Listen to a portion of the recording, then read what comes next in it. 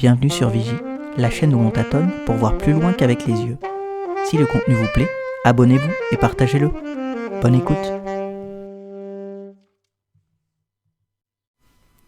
Bonjour à toutes et à tous.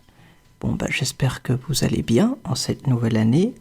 Donc, comme il est de coutume, même si c'est un peu tard, je vais vous souhaiter une très bonne année 2025, meilleurs vœux.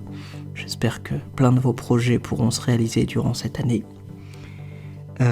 Pour ma part, je l'avais dit sur les réseaux sociaux, je n'ai pas été très présent durant le mois de janvier, puisque le calendrier de l'Avent, je savais qu'il allait me prendre pas mal de temps et d'énergie, et que j'avais envie de passer, on va dire, les fêtes tranquilles, et puis me recentrer un petit peu durant le mois de janvier. Donc voilà pourquoi je n'ai pas été trop actif. Il faut savoir que je ne suis pas un grand fanatique des réseaux sociaux, donc en général je publie peu quand je n'ai pas grand chose à dire. Ceci étant dit, donc très content de mon bilan pour l'année 2024, avec les vidéos que j'ai pu poster. J'avais réussi à maintenir le rythme que je m'étais imposé, d'une vidéo par semaine, d'avoir fait ce petit calendrier de l'Avent. Donc, très content. D'ailleurs, bienvenue à tous les nouveaux abonnés de la chaîne. J'espère que le contenu en 2025 vous plaira et vous semblera toujours aussi pertinent. 2025. À ce propos, parlons-en. 2025, j'ai plusieurs projets en tête. Là, actuellement, je suis en train de lire une thèse sur la locomotion. La thèse s'appelle de mémoire mobilisation de l'attention chez les piétons aveugles, quelque chose comme ça. C'est peut-être pas le titre exact. Donc je lis cette thèse, ou du moins je la fais lire par une application pour voir un petit peu ce que l'on peut déceler, parce que c'est vrai que j'aime bien le côté scientifique, parce que je trouve que ça peut apporter pas mal de points dans le débat et dans la sphère des personnes déficientes visuelles. Je pense que ça peut être important d'apporter un aspect un petit peu scientifique. Donc j'aimerais, après l'avoir lu, vous en faire le résumé, mais c'est vrai qu'elle dure une douzaine d'heures, donc je ne sais pas encore comment je vais m'y prendre pour essayer de rendre ça, on va dire, divertissant, essayer de vous apprendre des choses, tout en n'en retirant pas l'essence du travail et l'essence de cette thèse. Voilà, donc j'ai ça premièrement comme projet. Peut-être essayer de vulgariser des études sur la chaîne. Thèse, je vous avoue que c'est un petit peu long, les thèses, donc je sais pas trop comment je vais faire. Est-ce que je vais prendre des résumés d'articles scientifiques? Est-ce que je vais prendre des travaux de recherche plus ou moins conséquents? Je ne sais pas encore trop, mais c'est quelque chose que j'aime bien et que j'aimerais bien essayer de vulgariser pour vous en donner l'essence.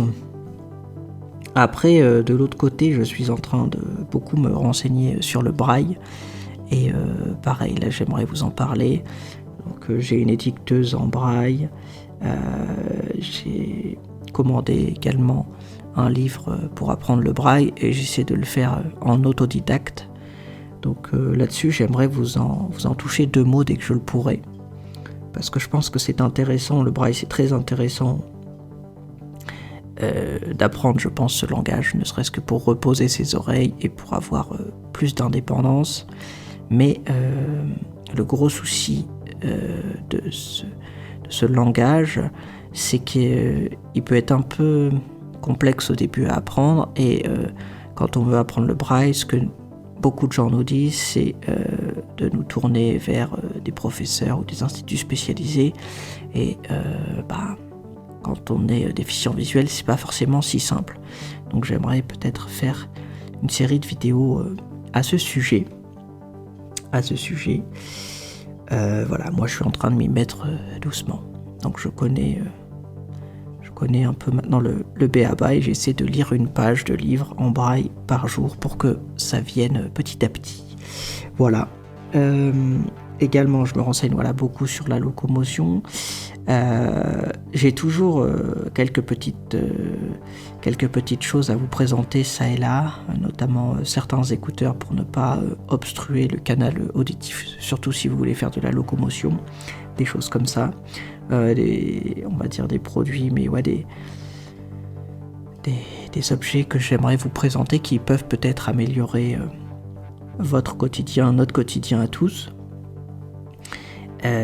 Après, ce que j'aimerais faire aussi en parallèle, du moins ce sur quoi, alors c'est un projet embryonnaire, mais il est possible que moi-même et une partie de collègues essayons de créer un petit média,